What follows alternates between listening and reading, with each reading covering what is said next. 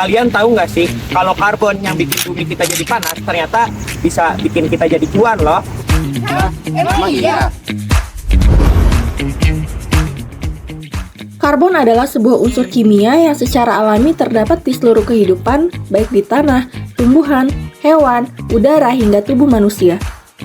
Namun, ketika karbon dilepaskan ke atmosfer dalam bentuk emisi karbon dioksida, ia dapat menumpuk dan memerangkap panas. Emisi CO2 inilah yang menjadi salah satu penyebab utama pemanasan global dan biasanya berasal dari berbagai aktivitas manusia seperti asap kendaraan, pembakaran di pabrik industri, deforestasi, serta proses produksi lainnya. Dampaknya, perubahan cuaca semakin ekstrim, perubahan iklim, peningkatan air laut, dan polusi udara yang semakin tak tertahankan. Jadi kita harus gimana? Solusinya, ya carbon trading. Carbon trading atau perdagangan karbon adalah sistem jual beli sertifikat yang dilakukan antar negara-negara dalam rangka menurunkan tingkat emisi karbon dengan melakukan kegiatan mitigasi perubahan iklim.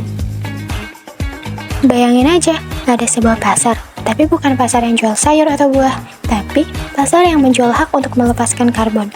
Pasar ini muncul karena adanya komitmen dunia dalam menangani pemanasan global, sehingga setiap negara dan perusahaan didorong untuk mengendalikan emisi karbon mereka. Pemerintah setempat biasanya akan mengisukan kredit tersebut hingga batasan tertentu. Jika perusahaan menghasilkan emisi kurang dari kredit yang dimiliki, maka perusahaan tersebut bisa menjual kredit tersebut di pasar karbon.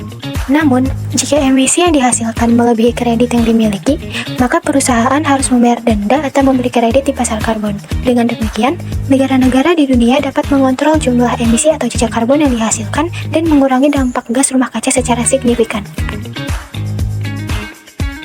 Jawabannya besar banget, karena Indonesia memiliki hutan hujan tropis, hutan mangrove, lahan gambut, yang jika ditotalkan secara keseluruhan, Indonesia bisa menghasilkan 113 miliar ton gas karbon.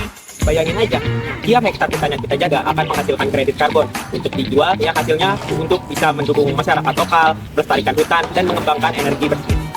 Dengan memanfaatkan mekanisme perdagangan karbon, kita bisa mendapatkan pendanaan hijau untuk menjaga hutan dan memulihkan ekosistem yang rusak.